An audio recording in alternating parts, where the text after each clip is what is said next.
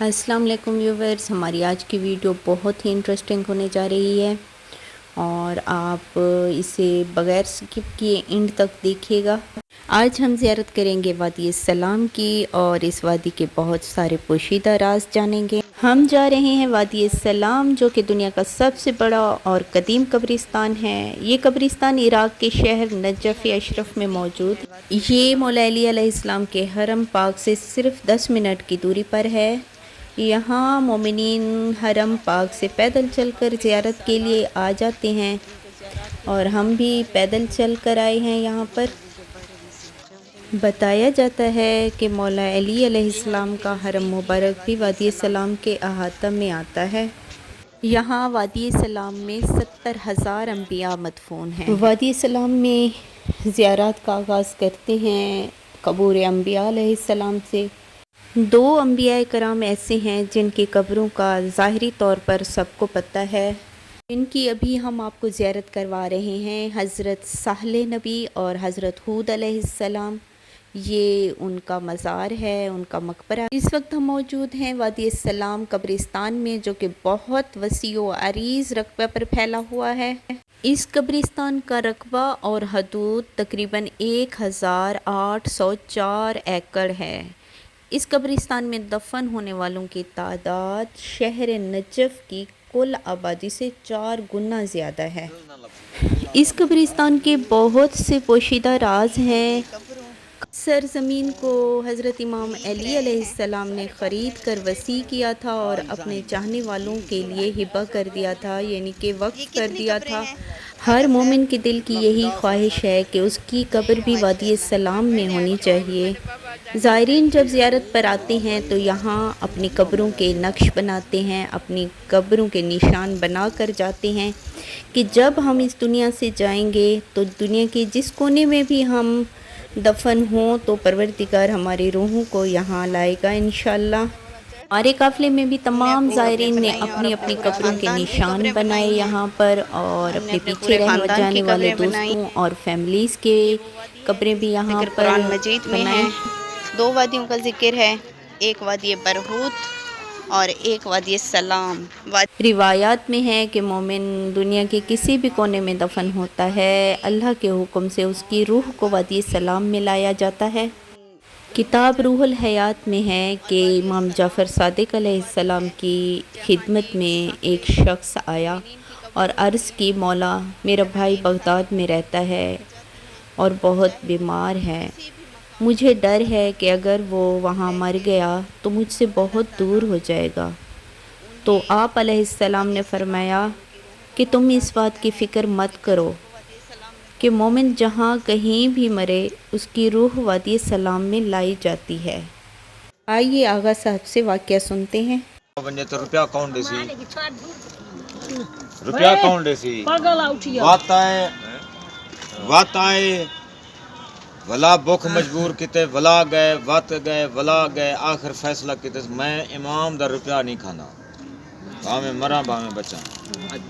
बाहर गए जिमें शहर च लोग खरबूजे होने ना, हिंदवाने खावन दे बाद वो खलियां बाहर रखे ना, रात दा उठी करें उहे खलियां चाय ते खादे सैयद ने। उदे शागिर्द ख्वाब डिठा सवेरे सैयद अली काजी शागिर्द ने पूछा, उस्ताद मैं रात ख्वाब डिठे तुसा शैतान को खंबे दे नाल जंजीरें दे नाल जकड़िया होया आई, हो सके तू जा अपना काम करो सके। उस्ताद मेरे को राज दसा की वजह केड़ा अमल है, उस फिर तारीफ की थी कि मैं यही अमल इंजाम करना कि उस्ताद तुसा शैतान को जंजीरां च बंधे। यहाँ वादी सलाम में 70,000 अम्बिया, शहदा व सालिहीन, बड़े बड़े बादशाह, बड़े बड़े उलमाए दीन और औलियाए कराम मदफून हैं। इस कब्रिस्तान का एक पोशीदा और पुरस्रार राज ये भी है कि जब भी बारिश होती है तो इस बारिश के कतरों से एक पत्थर बनता है जिसे दुर नजफ़ कहा जाता है, और लोग बड़ी अकीदत के साथ शहर नजफ़ से ये पत्थर ले आते हैं और अपने वतन में जाके तोहफ़ा के तौर पर मोमिनीन को देते हैं। بھی ہے اور روڈ کی دوسری طرف بھی ہے وادی السلام. قرآن پاک میں ہے کہ سامان سفر تیار کرو اور بہترین سامان سفر تقویٰ ہے.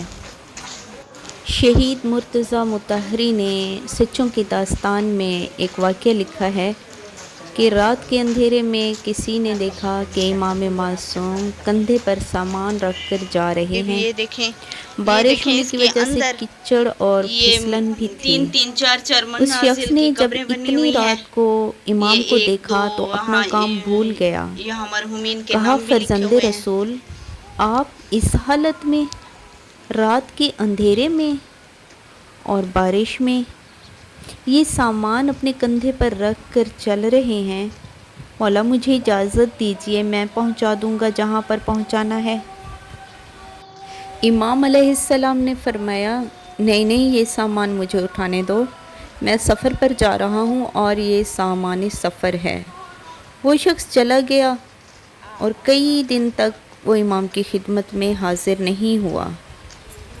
جب کافی دنوں کے بعد حاضر ہوا تو امام علیہ السلام نے غیر حاضری کی وجہ پوچھی تو کہا، مولا اس دن آپ سفر پر جا رہے تھے تو میں سمجھا آپ سفر پر ہیں. امام علیہ السلام نے فرمایا، تیرے ذہن میں کون سا سفر آیا؟ مدینے سے مکے کا، مدینہ سے طائف کا یا مدینہ سے کربلا کا؟ ارے میں جس سفر کی بات کر رہا تھا وہ تو آخرت کا سفر ہے. وہ سامان سفر تھا میرے کندھوں پر، یعنی وہ صدقہ و خیرات تھا جو مدینہ کے یتیموں، غریبوں اور مسکینوں کو دینے جا رہے تھے امام علیہ السلام. مولا نے فرمایا کہ آخرت میں سب سے بڑی نیکی وہ ہے جو چھپا کے کی جائے. امام معصوم فرما رہے ہیں کہ ہم اور آپ حالت سفر میں ہیں. پروردگار ہماری عاقبت بہترین فرمائے. مقام امام جعفر الصادق، مقام امام جعفر صادق، مقام امام زمان. مولا تھائیں تشریف لائن ملاقات کرن اے مولا تھائیں آننے اپنے دادے کی زیارت مقام امام جعفر. یہ دیکھیں یہاں ایک ایرانی قافلہ آیا ہوا ہے اور مجلس ہو رہی ہے.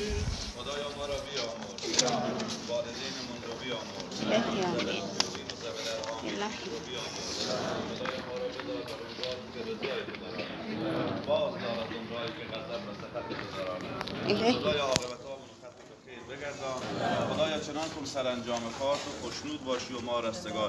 شادی روح مومنین و مومنات، مسلمین و مسلمات، شهدا، امام و شهدا، رحم الله. یہ ہے مقام امام صاحب العصر علیہ السلام. الامان الامان یا صاحب الزمان.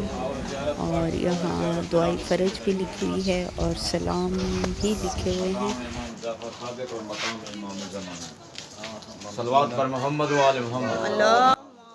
آغا صاحب مشترکہ سلام پڑھوانے لگے ہیں.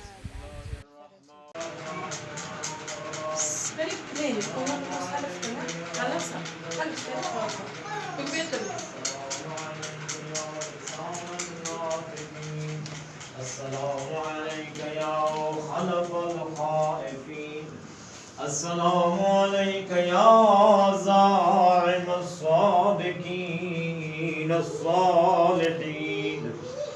یہ مولا صاحب السلام علیہ السلام کا کنواں ہے اور آپ کا عبادت خانہ ہے جب آپ وادی السلام میں تشریف فرما ہوتے ہیں. دیکھا تو صحیح کہتے چڑھتے دیکھا.